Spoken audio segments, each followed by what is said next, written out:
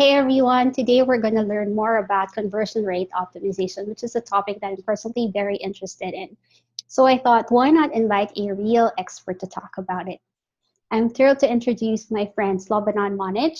Slobodan is a CXL certified conversion rate optimization expert, a senior web analyst, and a technical SEO consultant. He has over a decade of web development experience and is also a core contributor in several WordPress versions.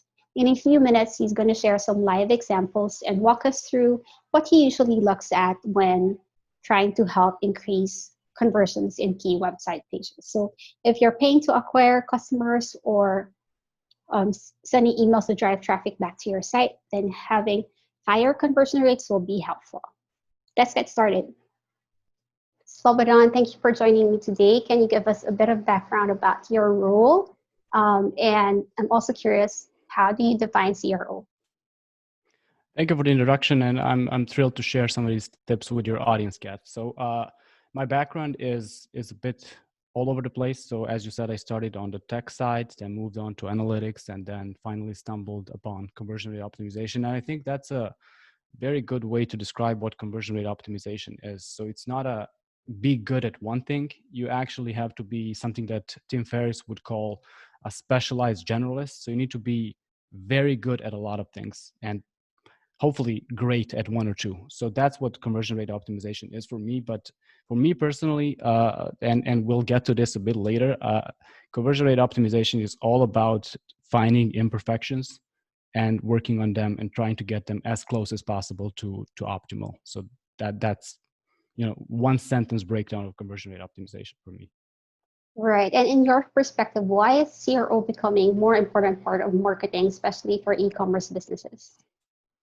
I think it's essential, especially for e-commerce, like you said, and that's an area I sort of specialize in. With any other form of marketing, you are paying to acquire traffic or get more traffic. Sometimes it's going to be a continuous effort or spend, like with ads, for example. But in some cases, like search engine optimization, organic search, it's a one-time effort with long-term result that you may repeat at some point. But Lauren Baker from Search Engine Journal talked about this when you interviewed him last week. So either way, you are paying to get more people to come to your website. The difference between everything else and conversion rate optimization is that with CRO, you are trying to get the most out of the traffic you already have.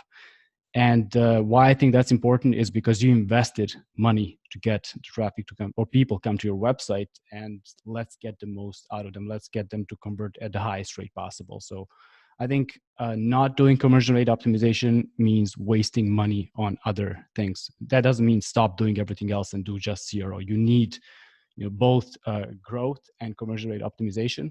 But without CRO, I think everything else is going to make less sense than it could. I couldn't agree more. So, say you're starting an optimization project with a new client. How do you usually kick off that process?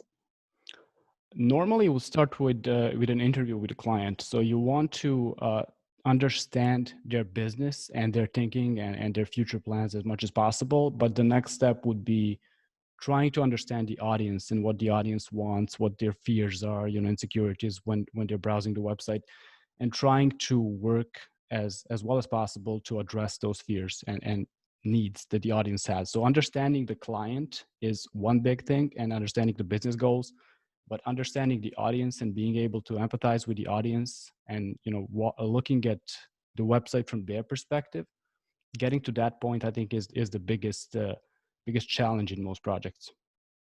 Right, right, right. I'm curious, what is your typical day like? So, what do you usually do in a given day? Yeah, I would say the only thing that's typical about CRO days is that there's no typical day, to be honest, because you're doing so many different things. You're working with the client, you're doing some reporting, you're doing testing, you're doing audience research. So in some strange way, I miss the simplicity of my web development life. I don't miss that life, but just being able to know this is going to happen tomorrow and the day after and the day after. But with CRO, it's exciting, and no 2 days are going to be alike. I think that's the only way to describe what what the life of a CRO specialist is like. So no two clients are alike as well. Definitely, and it's not just two clients, but there are no two audiences that are alike. So, for example, if you have two clients in the same category, they're about the same size, selling the same products, their audiences may not be the same. So, their channel mix of people who are coming to the website may be completely different. The age might be different. So, uh, optimization those two different websites is going to be a completely different project. That's why understanding what the audience wants and what they fear is, Mhm. in my opinion, the essential step in optimizing a website. Right, right. Okay, I think it's a good time to show your how you do the landing page teardown. Do you mind sharing your Yep, screen? definitely. All right, so let's go through what a typical conversion assessment of a landing page would be like. And before I start, I would like to state that any kind of expert analysis, any best practices analysis you do on a web page, you will always need to back that up with actual data from web analytics and from user research. Because in some cases, what doesn't make sense to you and what doesn't make sense to best practices is just going to work with the actual users, and you want to not mess that up before you make any changes in the page. So that out of the way, let's go through assessment of this page. I'm going to do the flip belt zipper page. I'll explain the product a bit later. And I'm going to apply the lift model, which is a very simple framework for analyzing conversion potential of landing pages. It's a model that was developed some 10 years ago, so very, very early in the CRO timeline. And it was developed by Chris Goward, CEO and founder of Wider Funnel Conversion Rate Optimization Agency. So, what this framework does is it analyzes 6 conversion factors and how they are represented in the page. Those factors are value proposition as your main conversion driver, and how well you communicate it in the page. Then relevance, clarity, and urgency, also conversion drivers. So more of those means conversion is like more likely to happen. And then anxiety and distraction as conversion inhibitors. So, if there's a lot of anxiety in the page, if there's distraction, conversion is less likely. And that said, let's have a look at this flip belt zipper page and see some of the things they are not doing so well in this page, and compare it to the classic flip belt and the things they do well in that page. So let's go through each one of the 6 conversion factors from the lift model and see how well they're applied in this particular page. Number 1, like I said, is the value proposition. So without a good value proposition, without being able to communicate it in a clear way, everything becomes less likely. The conversion is less likely to happen. So the value proposition of this product, and I happen to know it because I own it, is this is a running belt that fits a lot of things and that doesn't bounce as you run, no matter what you put in it. So why is that not stated anywhere in the page? Even if you go down the page, what they focus on here is the difference between flip belt zipper compared to flip belt classic. That's what they start with. So they're making an assumption that I already know what flip belt classic is, how it works, what its features are, and then I'm here.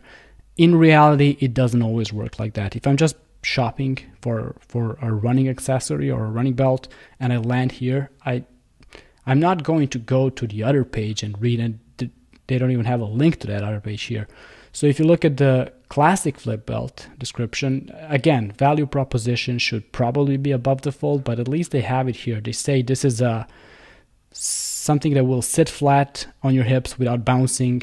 So they at least explain what the product is here. Not so much in the flip belt zipper page. So the value proposition, the product definitely has it.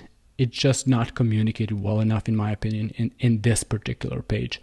Next up is relevance. So relevance is a conversion driver. When you land here, when you come to a web page, you're going to come from somewhere else. You're not just going to magically appear. So it's either going to be an ad you clicked, or a Google search result, or a link on social, a newsletter link, whatever it is. You're going to come with certain expectations for this page, and how well those expectations match what you see, that's the relevance. And the relevance should be as high as possible. So if I come here after I search for running belt or running accessory, I better see a picture of runners. It's going to just put me in that mindset in a better way. So if you go to classic flip belt, there's a girl running, working out, a guy in the gym. So this is more of a sporty thing. Maybe they're trying to market the zipper version as a, I don't know, less of a running thing and more of a lifestyle accessory. But in that case, should it be called a running belt, as you can see right here? So the relevance of this, of what this page shows me, is not as high as it should be, and not as high as the classic flip belt version of it is. Next factor is clarity, and clarity is also a conversion driver. You need to be as clear as possible with your value proposition, with how you communicate it, and with how you're presenting the information in a page to your users.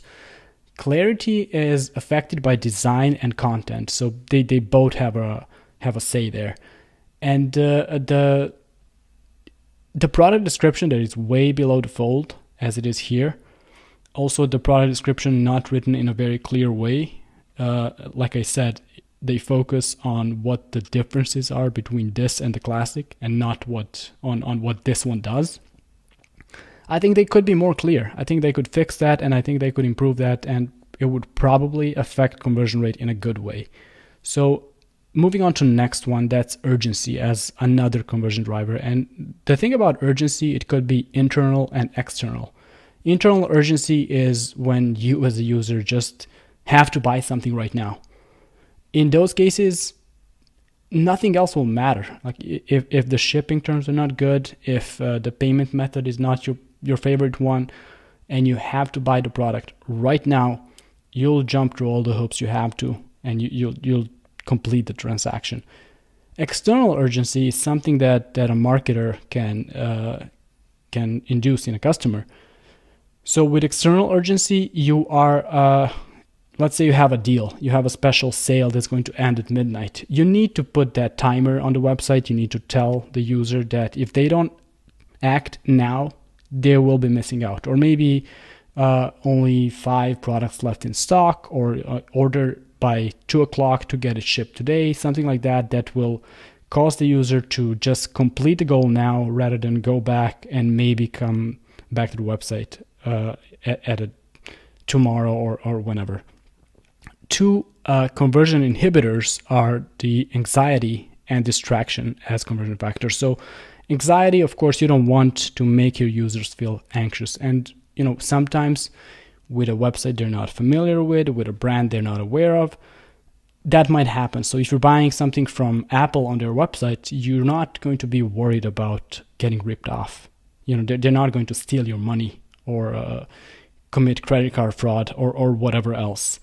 If it's a brand you don't know, you need to see some trust badges, you need to see some payment methods are very reliable and secure, and you need to see something like good shipping terms and good return policy that will ease you into making the transaction. And finally, the last factor is distraction. This is very difficult to get right on mobile, because mobile pages, of course, the screens are smaller, you have less screen real estate to show your information, and there could be a lot of elements that are competing for users' attention. So let's just go through what they have in this page right here. So going from the top to bottom, the new colors badge, is it really that helpful? Is that an assumption that I'm coming back to check what colors they have, and I'm going to buy or not buy if they have a new one? So it's a very distracting thing in this portion of the page. Then moving down, the gift bag option, is it really necessary in product page, or could that be later in cart or checkout page? Then the fit, true to size, if it is what it should be, you don't need to tell me that. And then the free shipping orders over 20, just say free shipping because this is $36, and so on and so on. So you need to eliminate all the distracting elements from the page to let the user focus on the add to cart button, because in this page, that is the only action you want them to take. Cool. I think I learned a lot. I took mental notes for the websites that I manage. So before I let you go, what advice can you give someone who's interested to learn more about CRO for their business, or probably as a career that they'd like to pursue? Yeah. So either way, either if it's for your business or as a career, I think the key aspect is to try to see the website the way a user would, someone who's not familiar with your business. So that may not be that easy, because as John McDonald said when you interviewed him, you need to look at the label from outside the jar, not from the inside, because you cannot read it from the inside. So you always need to understand what your audience wants and what's preventing them from completing a goal they have. And the website is not there as some kind of a, it's only there to help to guide them to the conversion.